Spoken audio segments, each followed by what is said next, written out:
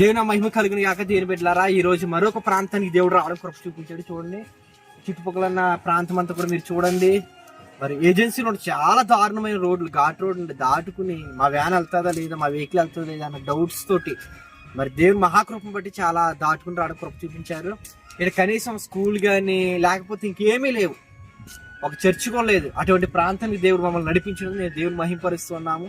రండి, ఈ యొక్క ప్రాంతాన్ని మనం చూద్దాము.